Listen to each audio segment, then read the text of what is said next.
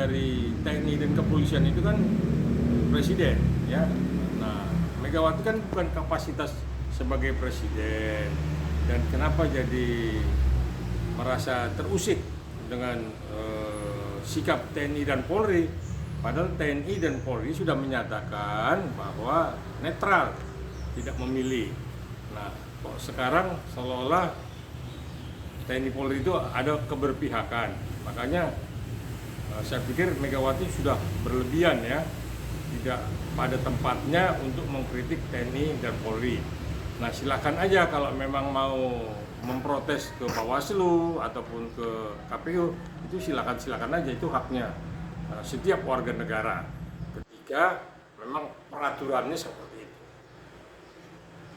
Ya, saya pikir itu tadi. Jadi Megawati, ya, seorang ibu negarawan, ya, beliau seperti kebakaran jenggot karena elit-elitnya, ya, pada meninggalkan PDIP.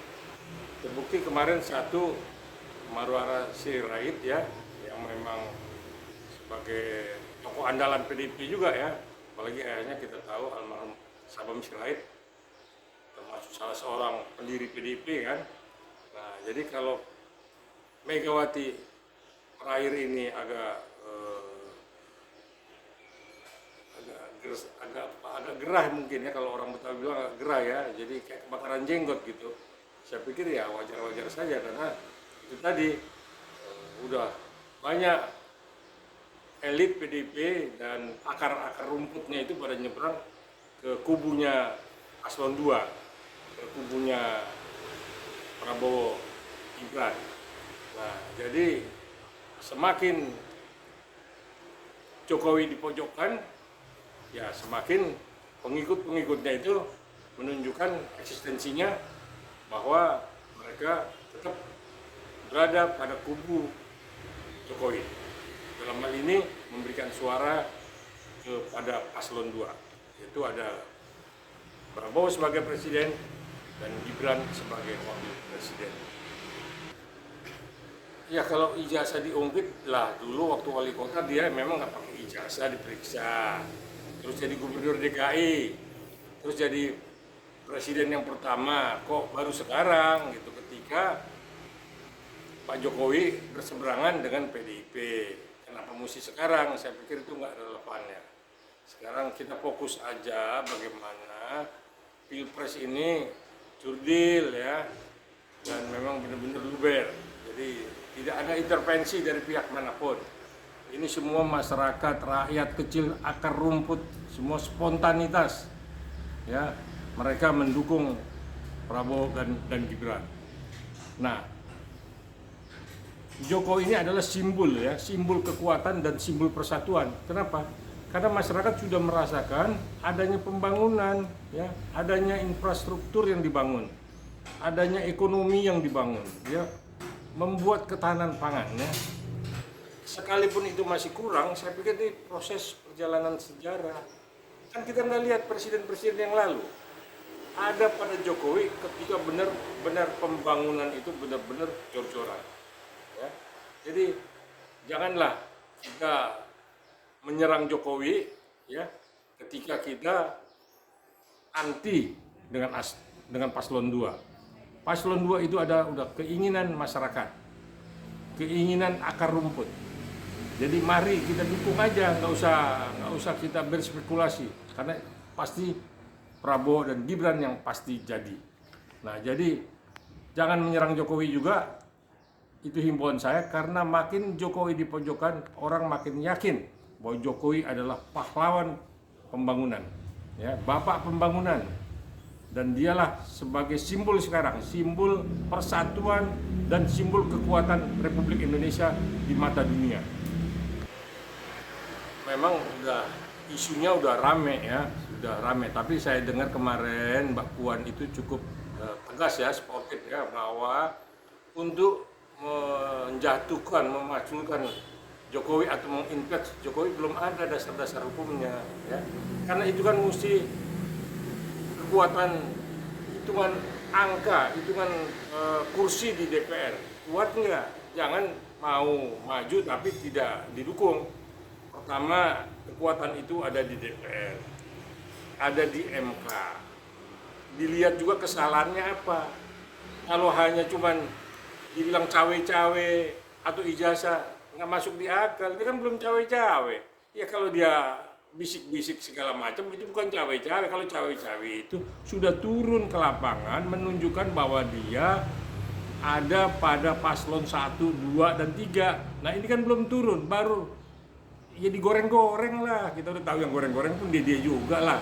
Seolah-olah mencari-cari kesalahannya Jokowi.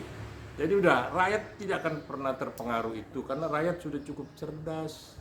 Rakyat sekarang hebat ya, dia tahu mana yang harus dipilih. Karena pembangunan ini mesti berlangsung gitu.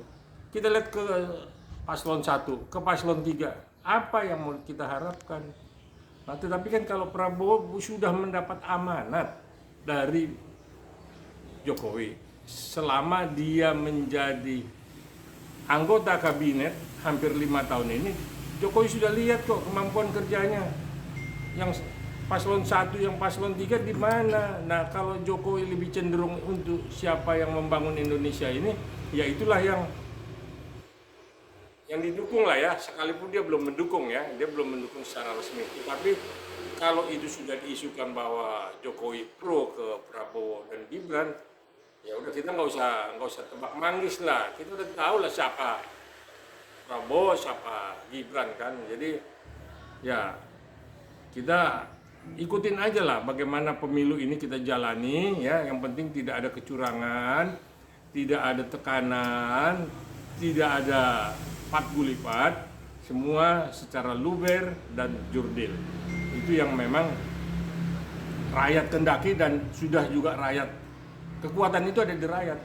Ya, kalau misalnya Jokowi setuju, tetapi rakyat tidak setuju, kan semua kembali kepada rakyat. Kedaulatan tertinggi ada di tangan rakyat, bukan ada di yang lain-lain. Ya, bukan ada di kekuasaan, tidak. Ini semua dikembalikan kepada rakyat. Silakan rakyat memilih pada tanggal 14 Februari 2024. Nggak sampai sebulan lagi, ya.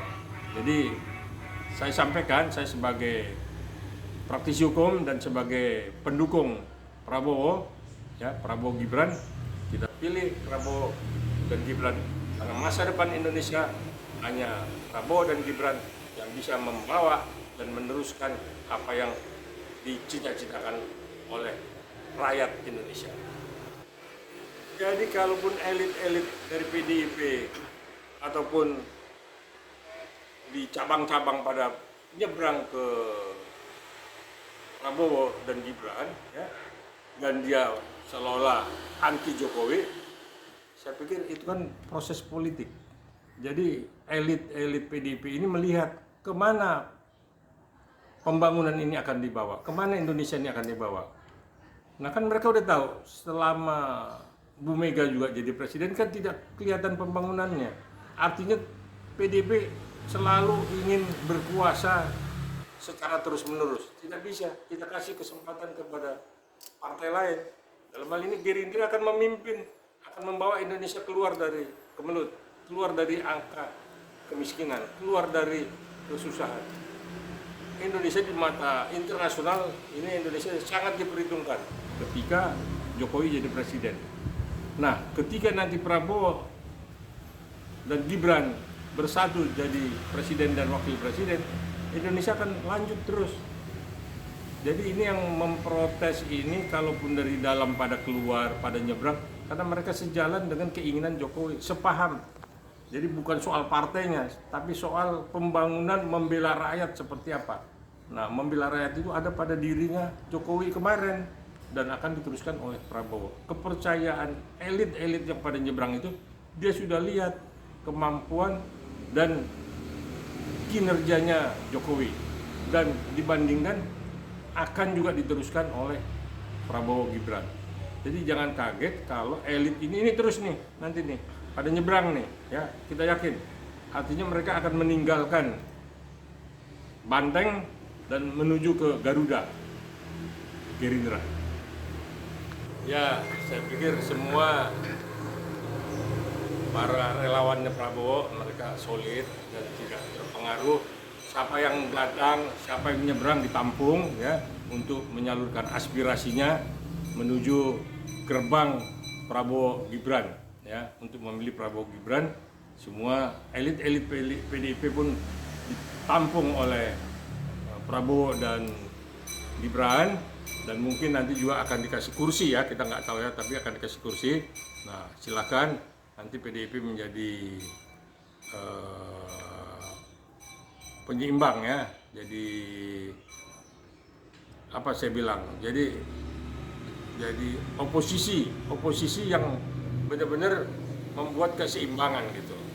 Jadi ada balance, check balance ya, pemerintahan dikontrol oleh oposisi. Saya pikir negara ini akan menuju sampai nanti apa dicita-citakan 2045 itu Indonesia Emas. Jadi masyarakat mari kita ikuti, jangan juga golput. Kita tanggal 14 rame-rame ya, berbondong-bondong datang ke TPS, kita memilih paslon 2 ya, karena semua itu pembangunan akan diteruskan oleh paslon 2. Jangan terpengaruh dengan intrik, jangan mau diadu domba, karena pemilu pilpres ini adalah pilpres yang jujur, luber, dan TNI Polri tidak terlibat, hanya sebagai pengawas, jadi tidak mencampuri dan tidak memilih. Jadi tetap diawasi oleh TNI Polri, membackup KPU. Saya pikir itu supaya tidak terpengaruh dengan suara-suara sumbang yang pada nyinyir. Saya pikir berhenti nyinyir, mari kita fokus untuk tanggal 14 Februari nanti nyoblos paslon 2. Good.